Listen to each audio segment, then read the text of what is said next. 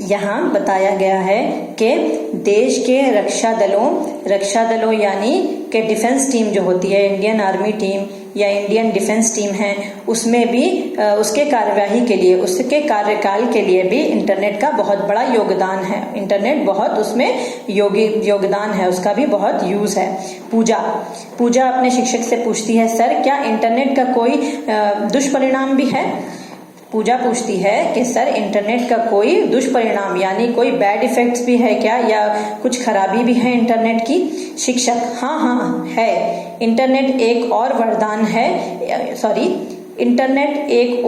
वरदान है तो दूसरी ओर वो अभिशाप भी है। शिक्षक बताते हैं कि इंटरनेट जिस तरह से वरदान है यानी ब्लेसिंग है, तो उसी तरह से वो दूसरी ओर अभिशाप भी है। अभिशाप मतलब प्रवाद यानी कर्ज, वो एक तरह से प्रवाद भी है, कर्ज भी है। इंटरनेट की वजह से पायरेसी, बैंकिंग फ्रॉड, हैकिंग, सूचना खबरों की चोरी आदि बढ़ रही है। इंटरनेट के माध्यम से गलत चीजें भी होती हैं, जैसे कि पायरेसी मतलब जैसे कोई भी मूवी आई तो उसका एक फोटोकॉपी या फेक कॉपी बना लेना सीडीज का, उस तरह से पायरेसी करना। या बैंकिंग फ्रॉड, पायरेसी का मतलब कि किसी के निजी खोज या निजी आविष्कार या जानकारी को गैर कानूनी तरीके से चुरा लेना या हासिल कर लेना, ले लेना। बैंकिंग फ्रॉड मतलब बहुत तरह से बैंकिंग फ्रॉड भी होते हैं।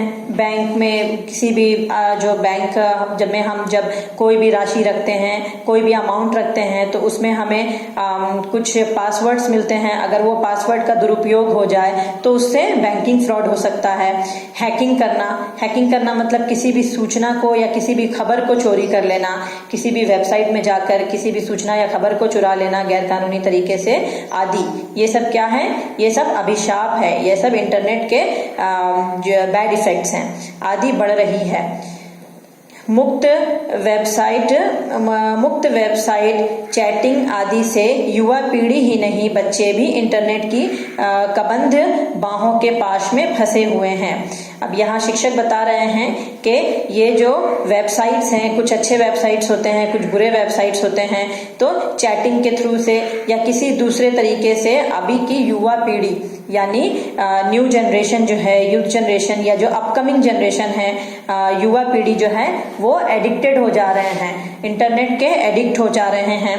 और वो क्या है कि इंटरनेट में फंसते ही चले जा रहे हैं, इंटरनेट के कबंध बाहों में यहाँ इसलिए कहा गया है कि कबंध नामी एक राक्षस था। हिंदू मान्यता के अनुसार कबंध नामक एक राक्षस था जिसकी बाहें बहुत लंबी होकर कहीं भी पहुंच सकती थी। कहा जाता है कि जब उसने अपने बाहों में श्री राम तथा लक्ष्मण को फंसाया था, तब श्री राम ने उसकी बाहों को काट दिया था। प्रस्तुत पाठ में इंटरनेट को व्यापक प्रभाव को दिखाने के लिए इन शब्दों का प्रयोग किया गया है।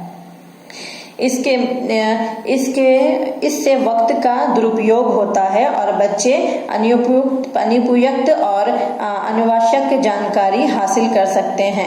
तो इससे क्या होता है कि वक्त का भी दुरुपयोग होता है, टाइम भी बहुत वेस्ट होता है, बहुत दुरुपयोग होता है उसका। और जो भी अनुयुक्त और अनुशासित जानकारी, जो जानकारी बच्चों को नहीं भी अभी हमारे फिंगरप्रिंट्स में आराम से हमारे डेस्कटॉप में या हमारे मोबाइल के स्क्रीन में हर तरह के वेबसाइट्स अवेलेबल हैं, छोटे बच्चे हैं या बड़े आयु के लोग हैं, आसानी से जानकारी प्राप्त कर सकते हैं। तो कुछ ऐसी भी जानकारी होती है जो कि बच्चों को नहीं लेनी चाहिए, लेकिन बच्चे भी वो सभी जानकारी प्राप्त कर रहे हैं। इसलिए हम लोगों को इंटरनेट से बहुत सचेत रहना चाहिए और इसका उपयोग बहुत सोच समझ कर करना चाहिए। रोहन, सर आपने हमें इंटरनेट क्रांति के बारे में बहुत सारी जानकारी दी, उसके लिए सबकी तरफ से बहुत धन्यवाद। शिक्षक, एक बात याद रखना कि इस क्षेत्र की क्रांति निरंतर चलती रहेगी।